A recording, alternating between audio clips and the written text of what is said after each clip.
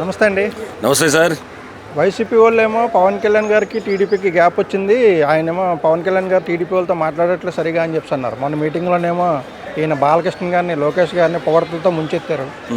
NTR trust లోన్కి ఒక 50 లక్షలు ఇచ్చారంట. అవును. ఏంటి గ్యాప్ ఉందా లేదా అనుకోవాలంటారు? వైసీపీ ఆడుతున్న రాజకీయ నాటకం ఇది. వాళ్ళ మధ్య గ్యాప్ ఎందుకు వస్తుందండి?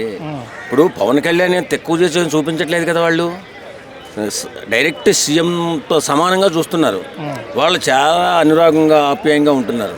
వీళ్ళు ఏదో రకంగా సిచ్చు పెట్టి వాళ్ళని విడదీసి వీళ్ళు ఏదో పైకొద్దామని ఆలోచన చేస్తున్నట్టున్నారు. వాళ్ళే పగటకల్లో. వైసీపీ నాయకులారా, మీరు ఆడుతున్న డ్రామా అందరికీ తెలుసు. పవన్ కళ్యాణ్ గారు డబ్బు మనిషి కాదు. ఒకళ్ళు లేదు పదవి కావాలని పదవి మనిషి కాదు. నిన్నే 50 లక్షల రూపాయలు ఎన్టీఆర్ ట్రస్ట్కి ఇచ్చారు. 50 లక్షల రూపాయలు ఇవ్వడం అంటే మీరు మాట్లాడినంత ఈజీ కాదురా బాబు. నేనేమంటానంటే, మీరు మాట్లాడేటప్పుడు మంచి చెడు రెండు ఉంటాయి. ఆ రెండు విషయాలు దృష్టిలో పెట్టుకుని మాట్లాడాలా. రాజకీయ నాయకుల్లో అతీతుడు పవన్ కళ్యాణ్. అలాంటి వ్యక్తి బాధపడేలాగా తెలుగుదేశం పార్టీ చేయదు.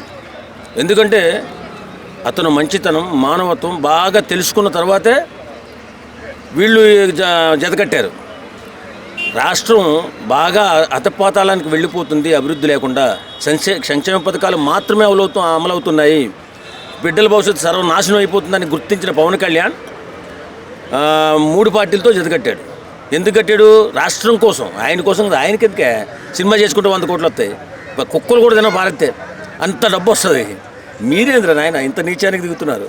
మారండిరా బాబు, లేకపోతే హతపాతాలకు వెళ్ళిపోతారు. అంటే ఆ బంధాన్ని విడదీస్తేనే వీళ్ళకి గెలుస్తారని నమ్మకం వచ్చిందంటారు. ఖచ్చితంగా ఆ బంధాన్ని విడదీయాలి వీళ్ళు, లేకపోతే వాళ్ళకి మనుగడే లేదు.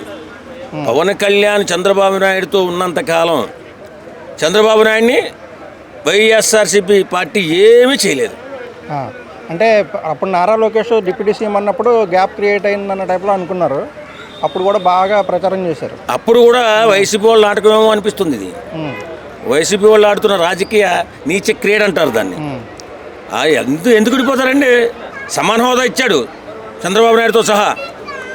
అలాంటప్పుడు ఆయనకి ఏం లోటు వచ్చినా విడిపోతాడు. ఆయన చేస్తున్న కార్యక్రమాలు అన్నీ చేసుకుంటా సైలెంట్గా వెళ్ళిపోతున్నాడు. ఆయన పల్లెల్ని అభివృద్ధి చేస్తున్నాడు, రోడ్లు వేస్తున్నాడు పవన్ కళ్యాణ్ గారు. అన్నిటికీ సహకరిస్తున్నాడు చంద్రబాబు నాయుడు గారు. ఇంకా వాళ్ళిద్దరూ ఎందుకు విడిపోతారండి? ఈ మధ్యలో ఉన్నటువంటి వీళ్ళు మాట్లాడడం తప్ప అంతకంటే ఏం గ్యాప్ లేదు.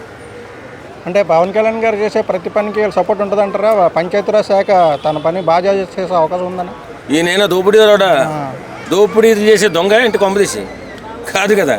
ఆయన అభివృద్ధి కోసం ప్రయత్నిస్తున్నాడు. మంచి పేరే కదా వస్తుంది కుటుంబ ప్రభుత్వానికి.